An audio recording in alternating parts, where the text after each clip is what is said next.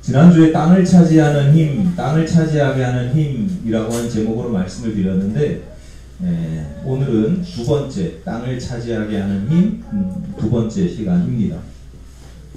더 이상 없습니다. 두 개, 1, 2로 끝납니다. 이제는 전 대통령이죠. 윤석열 전 대통령이 남긴 유명한 어록이 있습니다. 나는 사람에게 뭐라고 했어요? 충성하지 않는다. 나는 사람에게 충성하지 않는다. 생각해보면 당연한 말인데 이게 왜 이슈가 됐을까?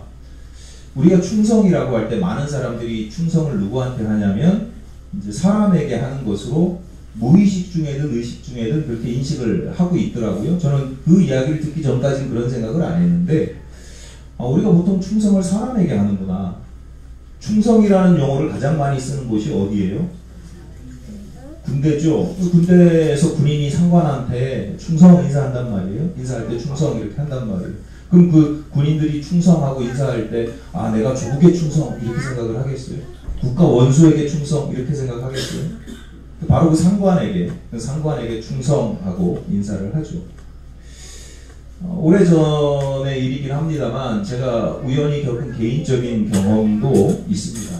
제가 누구에게 충성한 건 아니고 일종의 이런 거구나 라고 이제 처음 경험했던 건데 충성맹세라고 할 수 있는 장면을 본 적이 있어요. 아주 높은 자리에 앉으신 분이 좋은 자리를 어떤 사람에게 좋은 자리를 주려고 하는데 너 이거 줄 테니까 뭐 이런 거예요. 그러면서 그 자리에서 일종의 충성맹세를 받는 거죠. 충성하겠습니다. 그 당시에는 그냥 좀 놀라고 후덜덜한 마음뿐이었는데 시간이 지나면서 보니까 이게 항상 높은 자리에 있는 사람이 배신, 배반이라고 하는 걸 두려워하는구나. 가까이 있는 사람일수록 믿을만 해야 되는데 믿을만한 사람을 두는 게 아니라 누군가를 둬야 되는데 그 누군가에 대한 믿음이 부족하니까 이게 언제라도 배신할 수 있을 것 같으니까 충성맹세를 받는 거죠. 아니나 다를까 나중에 그런 관계들은 나중에 대부분 관계가 안 좋게 끝나더라고요. 서로 이익이 있을 때는 막 똘똘 뭉치고 말 그대로 호형호재합니다. 남자들 세상에서는 형님 그냥 목숨을 나눈 것처럼 피를 나눈 것처럼 하는데 이익이 있을 때 상황이 조금만 나빠지면 쉽게 배신합니다. 자신이 먼저 살아야 하기 때문이기도 하고 자신이라도 살아남아야 하기 때문이죠. 배신까지는 아니더라도 관계가 그렇게 먹을 게 없으면 나눠 먹을 게 없으면 콩고물이라도 얻어 먹을 게 없으면 관계가 깨지는 경우가 이제 허다합니다. 사실 어떤 사람이 진심으로 충성하는 사람에게 맹세가 필요할까요? 진심으로 충성하는 사람에게는 맹세가 필요 없죠. 어떤 사람이 충성 맹세를 한다고 해서 충성을 담보할 수 있는 것도 아닙니다. 근데 우리 현실은 그런 충성 맹세라도 받아야 마음이 좀 놓이는 거죠.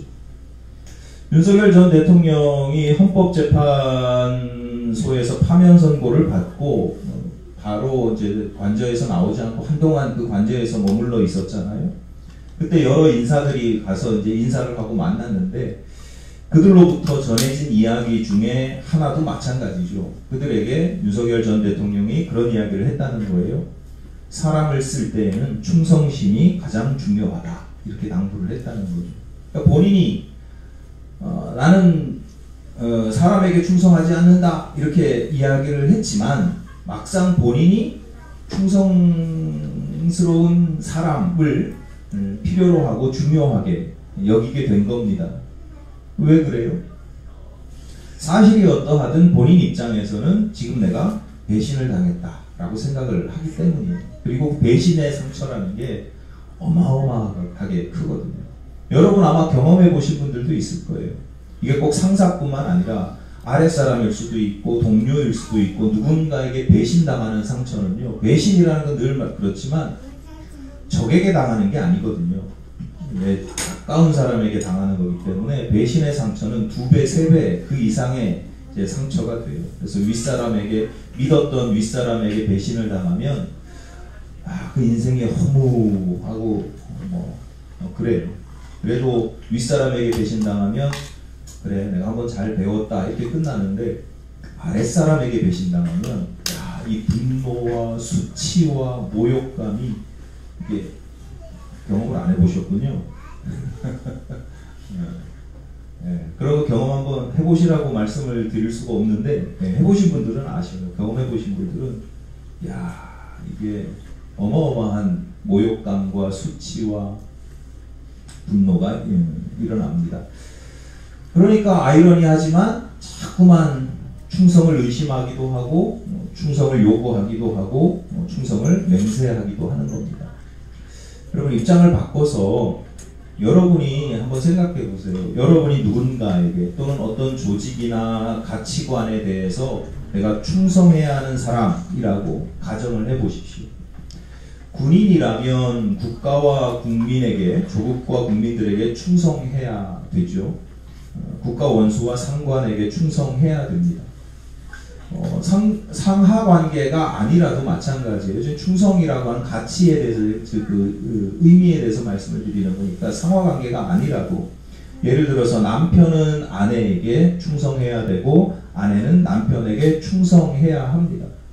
어울리는 표현을 쓰자면 충실해야 되는 거죠. 이해되시죠?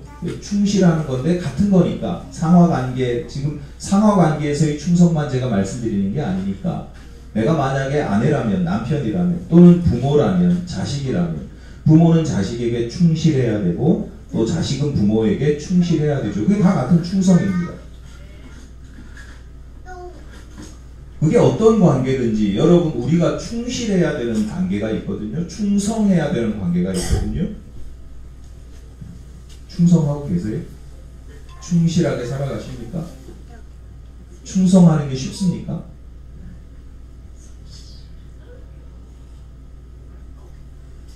야, 저 사람이 왜 나한테 배신을 해? 이러지만 사실은 내가 과연 충실하게 살아가느냐, 충성하면서 살아가느냐 이렇게 살펴보면 사실 나도 그다지 배신까지는 아니더라도 충실하게 충성스럽게 살아가지 못하는 경우들이 이제 허다합니다.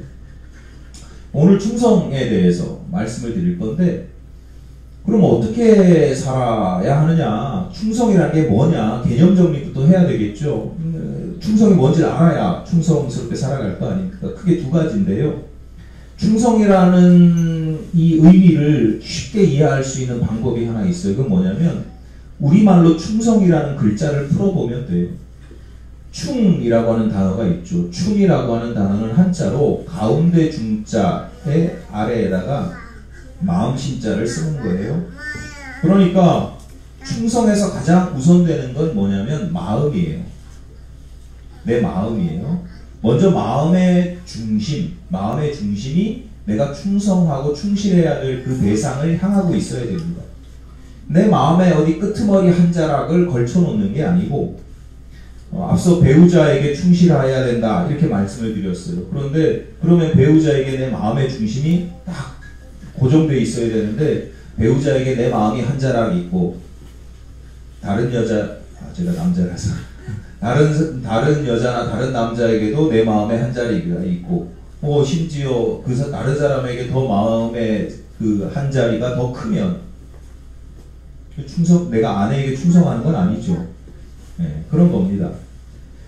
군인이 조국과 국민에게 마음의 중심을 두고 있어야 되는데, 그 마음의 중심이 자기 자신을 향할 수 있어요. 그러면 어떤 현상이 나타나느냐? 전쟁 나면 도망가는 거예요. 평상시에는 월급 받기 위해서 일하지만 전쟁 나면, 위험하면 그런 사명감이 없으니까 도망을 가는 겁니다. 마음의 중심이 오롯이 그 대상을 이렇게 향한다는 게 사실은 쉽지는 않지요. 그래서 충성이 어렵습니다. 근데 자꾸만 그 마음이 조금씩 새어나가요. 내 마음을 이렇게 뺏어가는 것들이 있어요.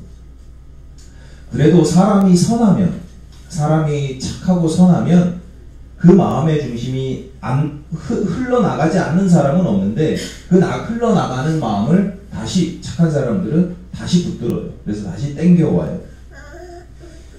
그래서 그 마음을 착한 사람들은 자꾸 그 마음을 마음의 중심을 그 사람에게 두는 노력들이 있으면 됩니다. 그런데 문제는 충성이잖아요. 그걸로 충은 되는데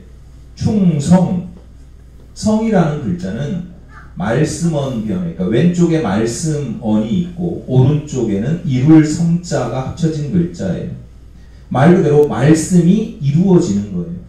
내가 충성해야 될 대상이 어떤 말을 해요. 또는 어떤 말이라고 하는 것이 말도 있지만 말을 하지 않아도 어떤 뜻이 있어요. 그럼 그 뜻을 내가 이루어 드리는 거예요. 그게 성이에요. 성과를 내야 되는 거예요.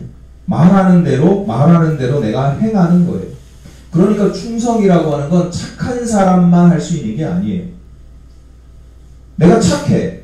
진짜 굉장히 착한데 착해도 마음의 중심이 흔들리지 않는 사람이라도 능력이 없으면 충성을 못해요. 내가 굉장히 저 사람은 참 착해. 그래서 착하다고 충성된 사람이 아니에요.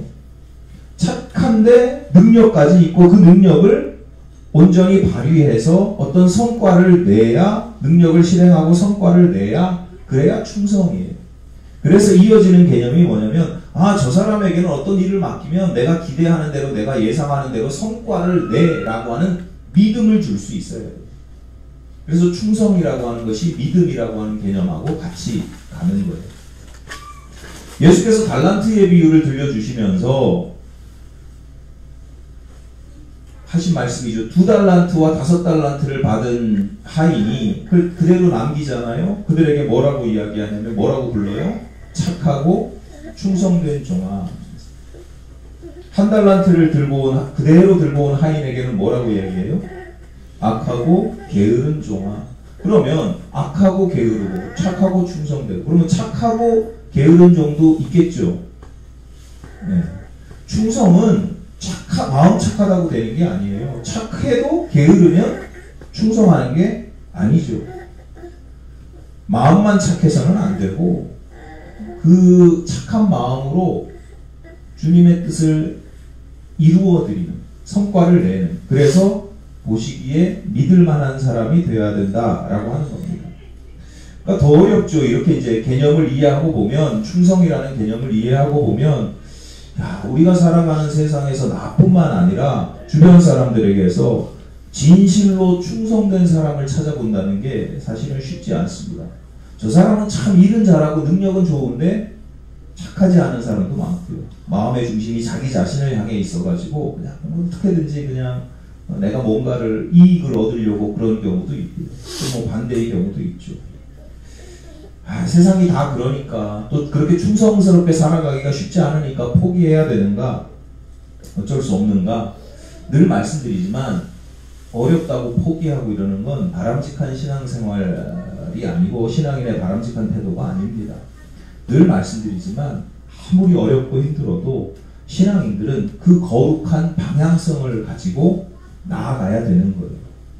예수님이 우리에게 뭐라고 말씀하셨느냐면 좁은 길로 가라. 사람이 많이 찾지 않는 좁은 길로 가라.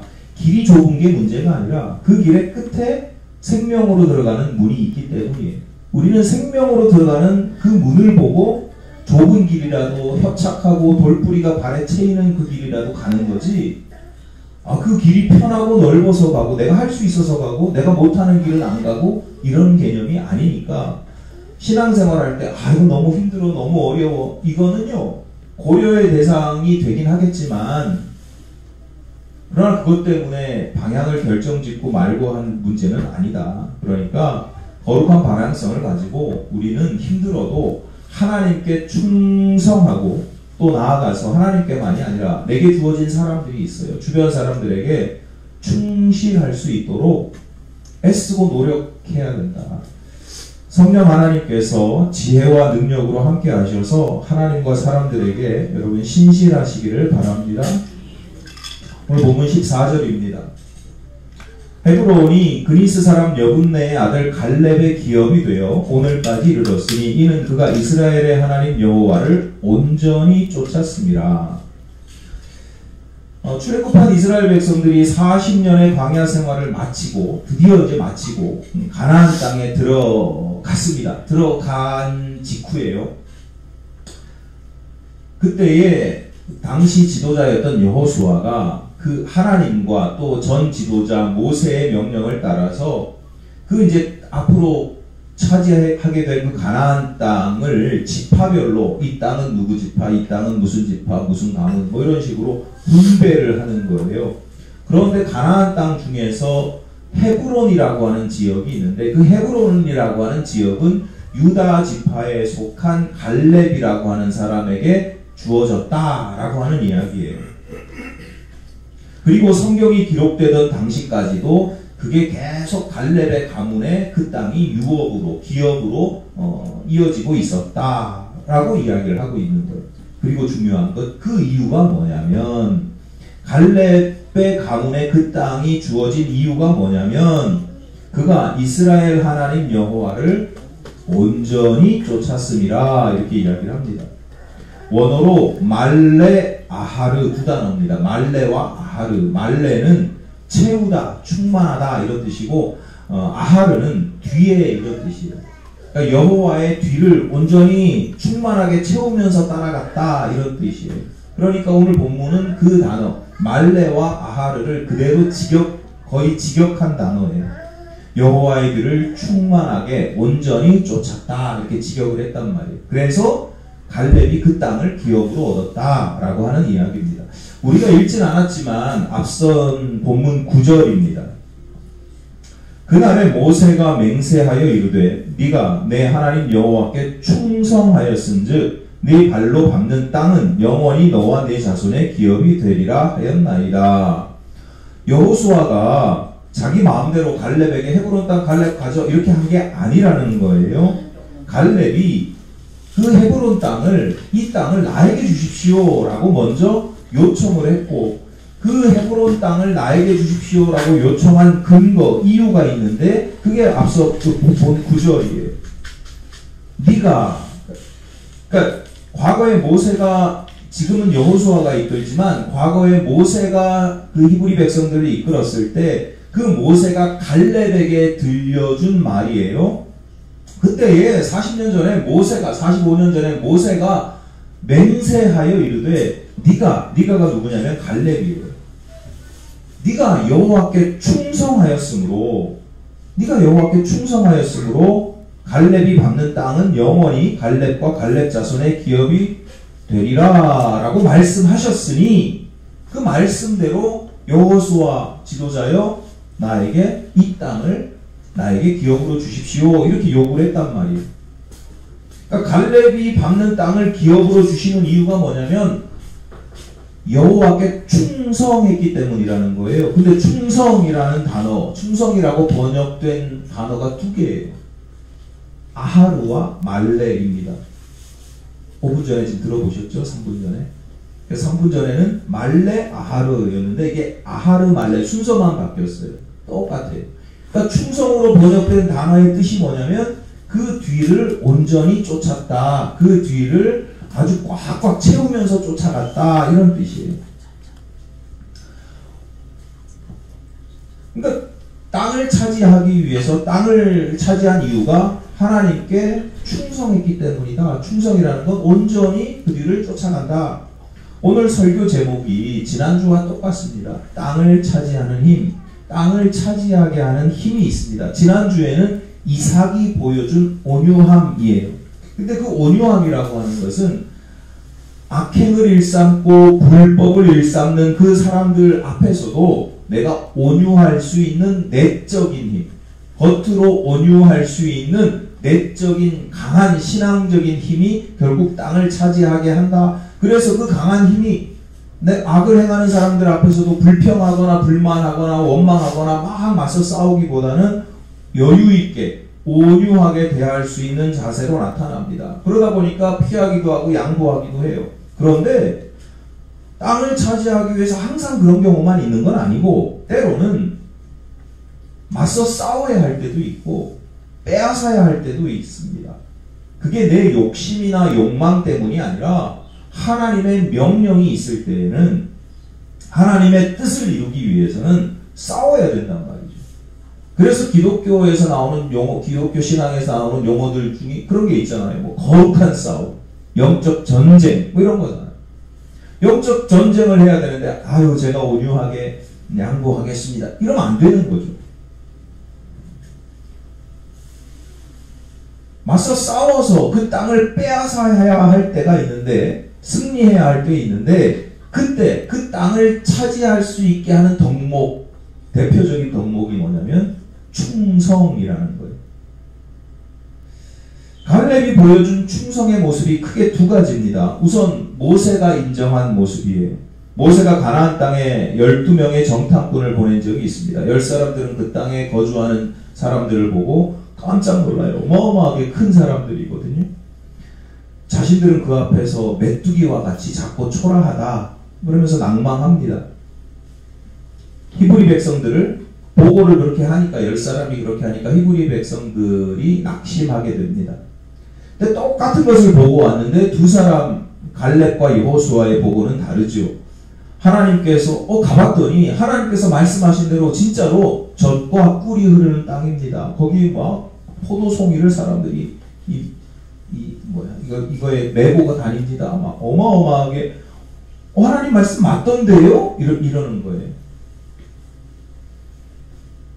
그러니까 하나님 말씀이 맞으니까 그 땅 사람들이 아무리 대단하더라도 하나님께서 그 땅을 우리에게 주신다고 하신 말씀도 맞을 거고 그 땅 사람들이 아무리 대단하더라도 그 말씀대로 이루어질 것이기 때문에 그들이 아무리 큰 거인이라 할지라도 우리의 밥이 될 것입니다. 그렇게 이야기를 해요. 그 내용이 본문 7절, 8절을 통해서 갈렙이 스스로 이렇게 언급합니다. 내 나이 40세에 여호와의 종 모세가 가데스 바네아에서 나를 보내어 이 땅을 정탐하게 하였으므로 내가 성실한 마음으로 그에게 보고하였고 나와 함께 올라갔던 내 백성들은 백성의 간담을 높게 하였으나 나는 내 하나님 여호와께 충성하였으므로 이렇게 이야기를 합니다. 다른 정탐꾼들은 백성의 간담을 막 높게 하는 보고를 했는데 자신들이 다른 보고를 한 이유가 뭐냐면 자신들이 하나님께 충성하였기 때문이었다라고 이야기를 합니다. 하나님께 충성이라는 게 뭐냐? 그러면 하나님께서 듣기 좋은 말로 아부하는 거냐? 그게 아니라 성실한 마음으로 보고를 했대요. 성실한 마음으로. 이 성실한 마음이라고 하는 단어를 원어를 직역하면 마음의 중심으로 이렇게 뜻이 돼요. 내 마음을 중심을 담아 이렇게 뜻이 돼요. 그러니까 성실한 마음으로 보고했다는 건 내가 거짓말로 그냥 내가 충성해야 될 대상이 듣기 좋은 말로 그런 거 이제 이왕이면 말을 좀 이쁘게 하고 듣기 좋게 하고 이게 아니고 난 진심이었다니까. 내 마음의 중심을 담아서 그래서 본문에서는 성실한 마음으로 이렇게 표현을 하는 거예요. 진심 어린 보고를 했다. 갈렙은 하나님의 약속을 분명하게 믿었고 그리고 온전히 믿었고 조금의 의심도 허용하지 않았다. 그래서 그 마음이 그 믿음이 충성스러운 행동으로 이어지는 겁니다. 하나님께서 신실하시니 자신은 충성하는 거예요. 다른 사람들은 그 상황에서 다 하나님을 의심하지만 내 마음의 중심은 하나님에 대해서 신실한 겁니다. 또 한 가지가 오늘 본문의 모습에서 나타나는데 계속 말씀드린 것처럼 이제 하나님께서 가나안 땅에 가라 했는데 그 가나안 땅에 히브리 백성들이 들어가야 할 가나안 땅은 비어있는 땅이 아니었어요. 이미 그곳에 거주하고 있는 사람들이 있었을 뿐만 아니라 그 중에는 크고 강력한 사람들 또는 세력을 이루고 있는 사람들도 있었어요. 그러니까 여호와가 지파별로 어느 지파는 어느 땅, 어느 지파는 어느 땅 이렇게 배분해 줄 때 비어있는 땅을 너희들이 가서 차지해라 이런 게 아니고 일종의 사명을 주신 겁니다. 사명을 준 겁니다. 이 땅은 이제 너희 거니까 가서 니들이 싸워서 니들이 먹어라. 저 땅은 먹어라. 이런 거예요. 일종의 각 지파가 지파별로 정복 전쟁을 해야 되는 상황이에요. 그러니까 일종의 과제이자 사명이지 빈 땅을 그냥 이거 축복이야 이렇게 나눠준 게 아니고 이제 우리가 차지해야 될 땅이야 정복 전쟁입니다. 그런데 늘 그렇지만 여러분이 어떤 과제나 사명을 맡아보면 이게 쉬운 일이 있고 또 할만한 일이 있고 부담스러운 일이 있고 이거 어려운데 이거 불가능해 보이는 일이 있잖아요. 그러니까 지파들이 반응이 다 달라요. 어떤 지파들은 아싸 이런 지파들도 있고 어떤 지파들은 저게 어려운데 뭐 이런 데도 있어요. 그래서 단지파 같은 경우는 자신들이 배분받은 곳으로 가지 않고 너무 어려워 보이니까 저 꼭대기로 올라가 가지고 저 점령하기 쉬운 곳으로 가서 거기서 거주를 점령을 하고 거주하기도 하죠. 여러분에게 땅을 차지하라, 정복해라 라고 하는 과제가 주어졌는데 쉬운 땅, 어려운 땅이 있으면 어떤 땅을 선택하시겠어요?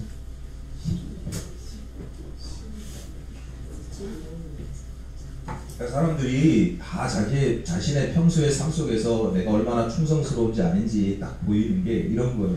쉬운 것만 다 골라하고 성과는 많이 내고 생색은 다 내려. 이거 충성스러운 사람이에요? 아니죠. 다 보인다니까요. 근데 어려워도 그거 이렇게 하는 사람이 있어요. 이건 내가 해야지, 나라도 해야지, 하다 안 됐더라도 해야지, 뭐 이런 사람들이 있어요. 본문 12절입니다. 그날에 여호와께서 말씀하신 이 산지를 지금 내게 주소서. 당신도 그날에 들으셨거니와 그곳에는 아낙 사람이 있고 그 성읍들은 크고 견고할지라도 여호와께서 나와 함께 하시면 내가 여호와께서 말씀하신 대로 그들을 쫓아내리이다. 갈렙이 지금 이 산지, 저 산지를 내게 주십시오. 아까 말씀드렸잖아요. 내가 옛날에 하나님께 충성해서 모세가 원하는 땅 갖게 했으니까 내가 지금 원하는 땅은 이 산지입니다. 라고 이제 요구를 하는 거예요. 갈렙은 평야와 같은 좋은 땅을 요구하지 않고 지금 산지를 달라 이렇게 이야기를 합니다. 물론 이 헤브론이라고 하는 산지가 막 산악지대는 아니지만 좀 이렇게 구름 같은 그런 곳인데 그 헤브론이 물론 지정학적으로 중요한 입지가 돼요. 그래서 다윗이 예루살렘으로 수도를 옮기기 전까지는 이 헤브론이 거의 이스라엘의 수도 역할을 하는 중심 역할을 하는 곳이에요. 지정학적으로 중요한 입지인데 그러니까 그만큼 정복하기가 쉽지가 않아요. 어려운 땅이에요. 그래서 산지라고 표현하고 있습니다. 상식적으로 여러분이 알아두실 게 고대 사회일수록 그리고 유럽이나 중동 지역일수록 마을이나 도시나 국가가 어디에 세워지냐면 산에 세워져요. 언덕 위에. 그래서 여러분 로마를 가도 그렇고 뭐 어디를 가도요 다 이 유적들이요 산 위에 있어요. 독일 가면 독일의 이렇게 지명 이름 중에 뭐 뒤에 다 부르크로 끝나잖아요. 찰스 부르크 또 뭐 있어요? 함부르크 뭐 있지? 룩셈부르크. 네. 부르크가 다 그 언덕이라는 뜻이에요. 언덕 위라는 뜻이에요. 찰스는 솔트, 소금이 많이 나서 찰스 부르크예요. 그러니까 다 언덕 위에 집을 지어요. 마을을 만들어요. 왜 그러냐면 그래야 외적의 침략으로부터 방어하기가 쉽기 때문에. 우리나라는 산에서 살 수가 없거든요. 산 위에서 이렇게 마을을 형성하면 살 수가 없어요. 그러니까 사는 건 강가에 살아요. 근데 외적이 막 쳐들어오면 어디로 도망가요? 산으로 도망가잖아요. 그래서 미리 산성을 만들어 놓는 거예요. 남한산성 이렇게 만들어 놓고 적이 오면 도망갔다가 적들이 어떻게 포위하고 못하면 물러가면 다시 내려와서 살고 뭐 이런 거죠. 그러니까 갈렙이 저 산지를 내게 주십시오라고 하는 건 그 굉장히 점령하기가 힘든 땅인데 내게 달라. 내가 거기 달라는 게 아니라 내가 저 산지는 내 몫이야 이러는 거예요. 내가 차지하겠어 이러는 거죠. 산지인 것도 문제인데 그곳 사람들이 아낙 사람이래요. 아낙 사람은 그 당시 아주 유명한 힘센 사람들이에요. 거인들이에요. 그리고 그 성읍은 크고 견고하답니다. 근데도 하나님께서 주시면 할 겁니다. 사실은 이 외적인 문제보다 더 큰 문제, 가장 큰 문제, 제가 볼 때는 가장 큰 장애가 있는데 제가 볼 때는 이게 가장 심각한 문제인데요. 항상 문제는요, 외적인 문제보다 내적인 게 가장 크게 큰 문제입니다. 아니, 외적인 문제가 아무리 커도 내가 능력 있으면 되잖아요. 외적인 문제가 아무리 작아도 내가 능력이 없으면 그 작은 문제 가지고 막 힘들거든요. 본문 10절입니다. 이제 보소서, 여호와께서 이 말씀을 모세에게 이르신 때로부터 이스라엘이 광야에서 방황한 이 45년 동안을 여호와께서 말씀하신 대로 나를 생존하게 하셨나이다. 오늘 내가 85세로 돼. 네. 갈렙의 나이가 85세라는 거예요. 우리 교회에서 85세 넘으신 분이 한 분, 두 분. 네. 여러분 같으면 이렇게 하겠어요? 이어지는 11절입니다. 모세가 나를 보내던 날과 같이 오늘도 내가 여전히 강건하니 내 힘이 그때나 지금이나 같아서 싸움에나 출입에 감당할 수 있으니. 내가 85세지만 그때나 40세 때나 지금이나 여전히 내가 출입을 감당할 수 있고 전쟁에도 내가 나갈 수 있습니다. 갈렙의 이 말이 진심일까요? 거짓일까요? 예, 맥락을 보건대 진심이죠. 진심처럼 보여요. 근데 이게 진실일까요? 전쟁에 나갈 수 있을까요? 85세 전쟁에 나가면 여러분 절대 나가지 마세요. 내가 죽는 건 둘째치고 방해가 돼요. 40세 사람들이 막 싸우는데 방해가 된단 말이에요. 그러니까 마음만 가지고 야 내가 할 수 있어 그리고 이제 지팡이 짚고 나가면 뒤에 있는 사람들 같이 다 죽는 거예요. 갈렙이 진심이지만 사실 이게 진실하기 어려운 내용이죠. 85세에 내가 전쟁에 나간다. 제가 왜 이렇게 얘기를 하냐면 아니나 다를까 이제 나중에 이대로 배분받은 땅을 차지를 하잖아요. 전국 전쟁을 하잖아요. 갈렙이 전쟁에 나갔을까요? 안 나가요. 갈렙이 전쟁에 안 나가고 자기를 대신해서 싸울 전사를 구해요. 네. 내 딸 줄 테니까 내 사위 삼을 테니까 전쟁에 나갈 사람 여차저차 전쟁에 나갈 사람 나와봐 그랬더니 그 조카 온니엘이라고 하는 사람 이스라엘의 최초의 사사가 되기도 하는데 그 온니엘이라고 하는 사람이 나서서 대신 젊은 사람이 다 싸워줘요. 갈렙의 사위가 돼요. 갈렙의 사위, 갈렙의 가문이 싸워서 이겼으니까 차지했으니까 이건 갈렙이 한 거나 마찬가지예요. 고대 사회에서는. 아니 뭐 경부고속도로를 이명박이랬다. 저기 박정희 대통령이 깔았나? 군인들이 깔고 다 해도 그 경부고속도로는 누가 한 거예요? 박정희 대통령이 한 거예요. 갈렙은 45년 전에도 고백했던 것처럼 여호와께서 나와 함께 하시면 그 땅을 정복할 수 있습니다. 그러면서 어떤 장애물도 나에게 장애가 되지 않고 심지어 나의 나이도 장애가 되지 못합니다. 방해가 되지 못합니다. 이렇게 이야기해요. 충성스러운 사람의 특징은 뭐냐면요. 어떤 문제들이 있어요. 그럼 그 문제들이 그 사람에게 어려운 문제일 수는 있어요. 그러나 그 문제들 때문에 불가능하다 이렇게 판단하지 않아요. 충성스러운 사람은 어떻게든 방법을 찾아내요. 내 마음은 선한데요. 이건 방법이 없어. 이렇게 포기하는 게 아니라 방법을 내 마음이 있으니까 마음의 중심이 그 주인에게 있으니까 어떻게 하면 할 수 있지? 그러니까 나를 팔아서 그렇게 해서라도 하는 거죠. 결국은 방법을 찾아내서 성과를 이루어냅니다. 이런 점에서 갈렙이 보여주는 이 모습은 앞서 말씀드린 충성이라고 하는 그 단어를 가지고 설명을 드렸잖아요. 마음의 중심이 늘 하나님을 향하고 있어서 하나님을 철저히 신뢰합니다. 하나님의 뜻대로 이루어질 것을 믿습니다. 거기 머물러 있는 게 아니라 그 다음에는요. 하나님의 뜻이 나를 통해서 이루어지도록 방법을 찾습니다. 성과를 냅니다. 어떻게 해서든지 열매를 맺습니다. 그러니까 예수께서 5달란트와 2달란트를 남긴 사람들에게 들려주신 말씀 그대로입니다. 갈렙은 어떤 사람이냐면 착하고 충성된 종입니다. 마음이 선할 뿐만 아니라 그 삶 또한 신실합니다. 하나님의 말씀이 그 삶을 통해서 그대로 이루어집니다. 자, 이제 적용을 해보겠습니다. 오늘 우리들이 여호수아나 갈렙이 받은 명령처럼 이 땅에서 무슨 정복전쟁을 치르라고 하는 사명을 받는 경우는 드뭅니다. 각자 개인별로 다 있긴 있어요.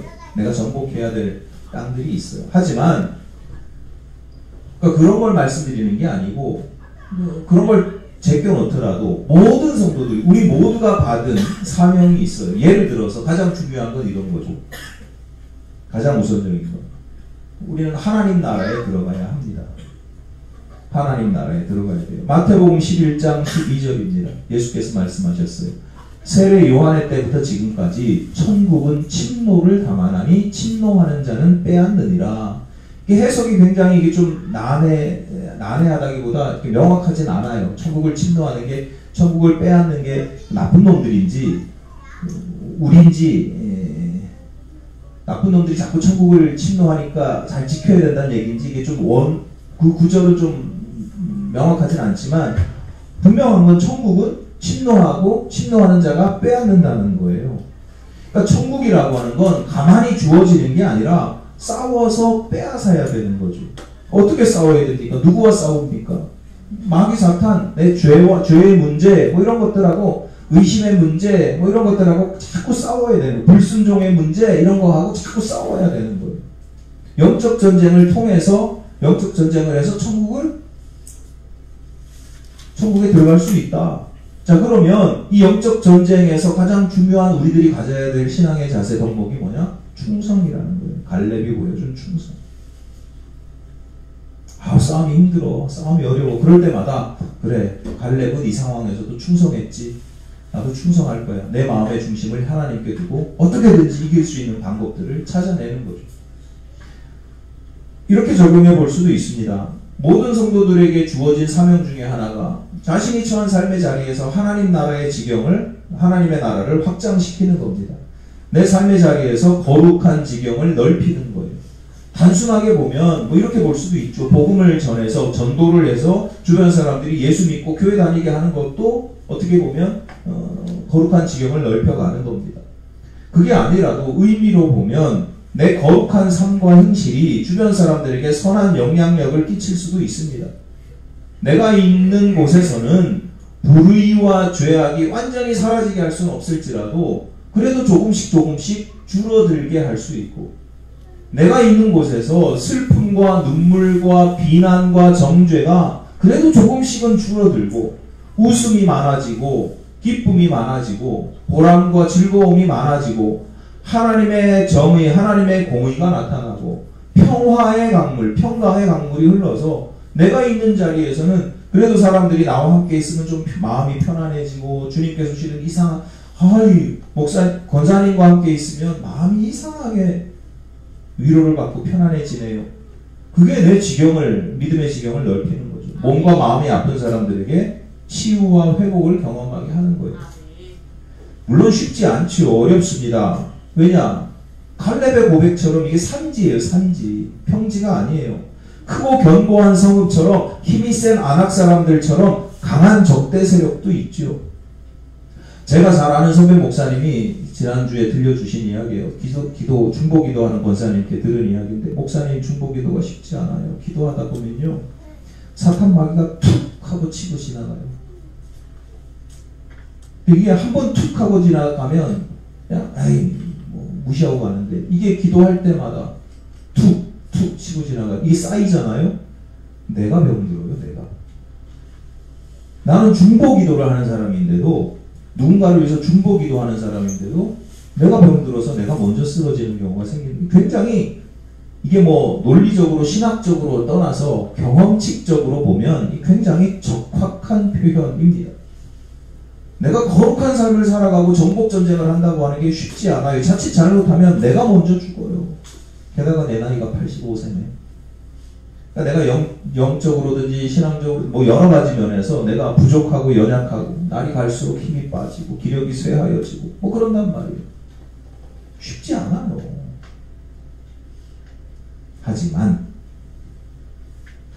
충성이라는 건 그럼에도 불구하고 하나님께서 칼렙이 그렇게 고백하잖아요. 하나님께서 나와 함께 하시니 하나님께서 나로 하여금 이기게 하실 것입니다. 내가 지금 85세지만 40세 때와 똑같습니다. 내가 싸워서 내가 이기는 것이 아니라 하나님께서 그리고 하나님의 약속이 그 말씀과 그 능력이 나로 하여금 이기게 하실 것입니다. 하나님의 지경을 넓혀지게 하실 겁니다. 그게 믿음이고 그게 순종이죠. 여러분, 여러분의 마음의 중심이 어디에 있습니까? 항상 하나님께 두시기를 바랍니다. 내 마음의 중심이 나에게 있고 어떤 물질에 있고 어떤 사람에게 있고 하는 게 아니라 내 마음의 중심이 늘 하나님께 있으셔야 돼요. 그래서 경건의 열매를 맺고 거룩한 행실을 살아가시기를 바랍니다. 달란트 하나 받았는데 이거 가지고 남기기가 힘들죠. 그래도 그거 땅에다 묻어두지 말고 장사하세요. 어떻게든지 한번 해보려고 방법을 찾아보고 기도하는 거죠. 기도하고 충성스럽게 하나님께 기도하면서 더 거룩하게 살아갈 수 있는 방법. 내 삶의 자리에서 그냥 하루하루 살아가는 것도 힘겹고 버거운 것 참 제 눈에도 보이니까 얼마나 참 그럴 때마다 안타깝고 속상하고 막 안쓰럽고 불쌍하고 그 가운데서도 애쓰는 모습 보면 참 귀해 보이고 사랑스럽고 하긴 한데 거기 머물지 마시고 내가 조금 더 거룩하게 살겠다. 내가 조금 더 경건하게 살겠다 하시면 방법이 있습니다. 그 가운데 하나님께서 참 충성되구나 충성되이 여기시고 나아가서 여러분에게 약속의 땅을 차지하게 하실 줄로 믿습니다.